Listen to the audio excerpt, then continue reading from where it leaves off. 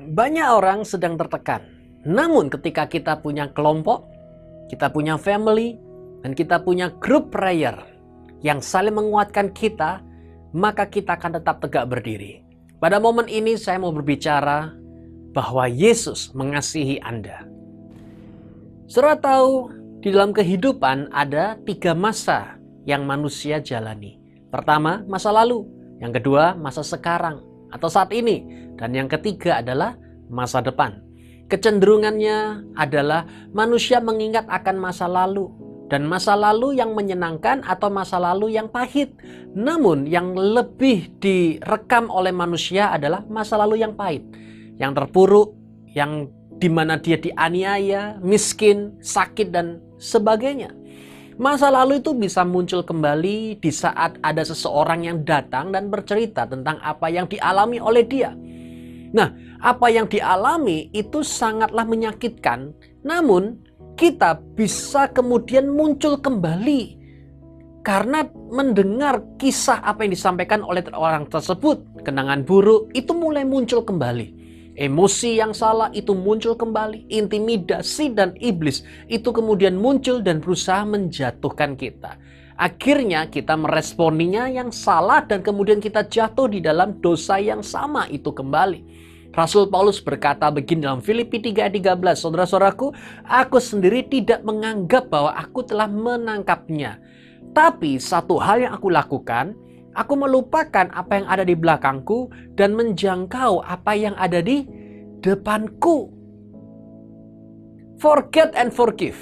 Berdamailah dengan masa lalumu dan pandanglah ke depan. Karena Tuhan telah merencanakan yang baik bagi kehidupan Anda dan saya. Galatia 2:20 berkata, aku telah disalibkan bersama Kristus, namun aku hidup bukan aku lagi, melainkan Kristus yang hidup di dalamku. Dan hidup yang ku hidupi sekarang ini secara jasmani adalah hidup oleh iman.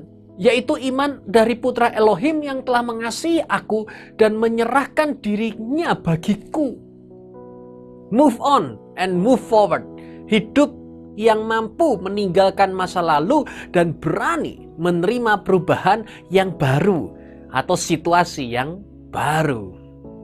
Filipi 3:7 berkata, tetapi apapun yang dahulu merupakan keuntungan bagiku, sekarang aku menanggapnya sebagai kerugian karena Kristus. Inilah yang Paulus lakukan. Ketika menerima Yesus dan diperbaharui kehidupannya, Paulus memilih melupakan apa yang di belakangnya dan terus bergerak maju. Mungkin ada cacian, makian, oloan karena Paulus adalah bagian dari orang-orang yang menyalibkan Yesus pada waktu itu. Namun bagi Paulus tidak ada masa lalu, yang ada masa sekarang dan masa depan.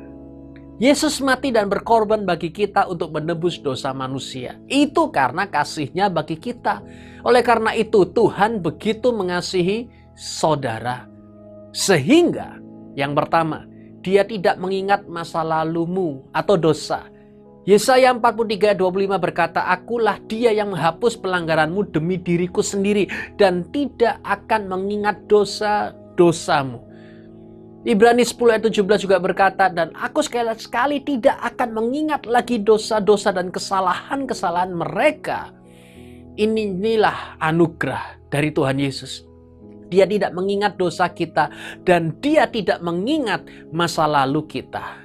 Sampah itu harus dibuang, bukan disimpan. Dosa masa lalu diserahkan kepada Kristus, bukan kita simpan. Jangan memikul dosa atau kesalahan di masa lalu. Biar aku saja, karena kamu tidak kuat. Kata siapa? Yesus Kristus. Yang kedua, Dia hanya ingat engkau. Efesus 2:11-13 berkata, karena itu ingatlah bahwa secara lahiriah kamu dahulu adalah bangsa penyembah berhala yang disebut orang tidak bersunat oleh mereka yang menyebut diri orang bersunat. Yang sunatnya itu dikerjakan oleh tangan manusia.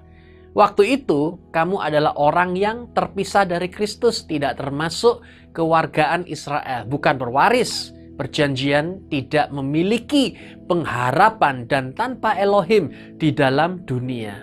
Namun sekarang dalam Kristus Yesus, kamu yang dahulu jauh sudah menjadi dekat oleh darah Kristus.